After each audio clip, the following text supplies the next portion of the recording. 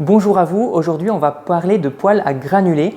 Donc c'est un peu le même type de chauffage, c'est un dérivé du traditionnel poêle bois bûche dans le sens où c'est le bois qui va être consumé et qui va permettre de chauffer la maison. Sauf qu'ici au lieu de mettre du bois brut sous forme de bûche, on va le mettre sous forme de granulés, autrement appelés aussi pellets. Donc ces espèces de petits cylindres qui sont en fait fabriqués à partir de copeaux de bois et de sciure, ils vont être comprimés et donc c'est comme ça qu'on obtient ces petits granulés.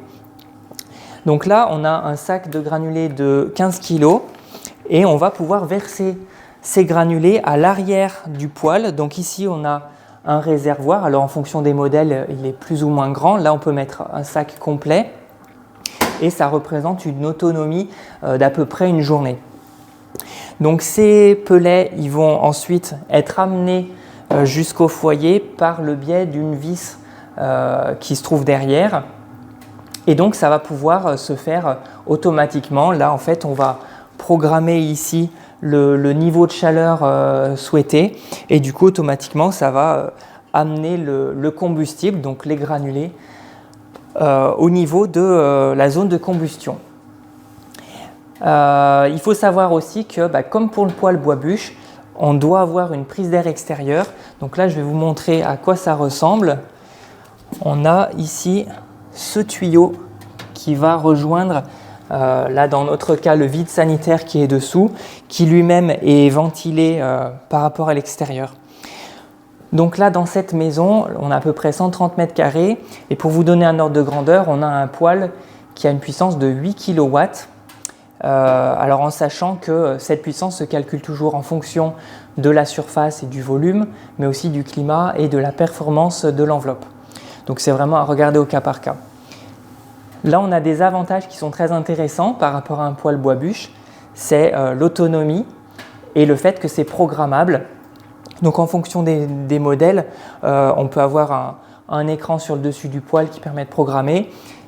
Ici, on a les habitants ont opté pour une option avec le boîtier Wi-Fi qui permet de le programmer depuis le téléphone portable et éventuellement même de le programmer à distance. Donc l'autonomie, c'est vrai aussi que ça c'est un avantage dans le sens où on peut très bien, du fait que c'est programmable, lancer le poêle par exemple le matin et puis revenir le soir et pendant ce temps il a quand même fonctionné toute la journée. À noter aussi qu'on a un rendement qui est un petit peu meilleur par rapport au poêle bois bûche. En bois bûche, on est aux alentours de 80% de rendement. Là, on est plutôt aux alentours de 90%. Je parle en moyenne sur les différents modèles qu'on peut trouver. Par contre, il y a quelques inconvénients. Donc, par rapport au poêle bois bûche, là, l'inconvénient majeur, je dirais, c'est qu'on est dépendant d'électricité puisque pour avoir ce système d'autonomie et de programmation possible, on a un système électronique. Donc, on doit être accordé à l'électricité. Ce qui veut dire qu'en cas de panne, on ne peut plus avoir le système de chauffage. Et puis, on est dépendant aussi des fabricants de pellets, puisque là, c'est pareil, si on n'a pas ces petits pellets aux bonnes dimensions, on ne pourra pas se chauffer avec une bûche traditionnelle. Voilà, ça ne fonctionnerait pas. L'autre aspect, c'est que comme pour le poêle bois bûche, il faut aussi un espace de stockage, ou alors ça veut dire qu'il va falloir s'approvisionner plus régulièrement en sac.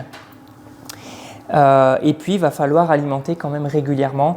Donc là, c'est de l'ordre de une fois tous les 1-2 jours en fonction de ce qu'on souhaite au niveau de la température. Et puis voilà, il y a des poêles qui ont des réservoirs plus petits, sûrement d'autres qui ont des réservoirs plus grands. Mais voilà, il faut savoir que ce n'est pas non plus un système qui va pouvoir fonctionner en autonomie sur plusieurs jours ou sur une semaine. Comme pour le poêle bois bûche, on a une température qui n'est pas forcément très homogène dans toute la maison. Donc voilà, il faut aussi en avoir conscience. Et puis on aura aussi cette préoccupation de placer le poêle en position stratégique, en position centrale dans la maison. Et à noter aussi qu'on a un petit bruit. Je ne sais pas si vous l'entendez là dans la vidéo, mais on entend un bruit. Ceci dit, les habitants de cette maison m'expliquaient que même quand ils regardent la télé juste à côté, ça ne les gêne pas du tout. Donc voilà pour les avantages et inconvénients. Alors maintenant, pour information, dans le cas d'une construction, on est compatible à la réglementation environnementale 2020 et dans le cas d'une rénovation, c'est aussi assujetti aux aides financières. Donc voilà pour aujourd'hui, je vous donne rendez-vous pour la prochaine vidéo où on parlera de poêles mixtes bûches granulées et je vous souhaite une très belle journée. À bientôt, ciao.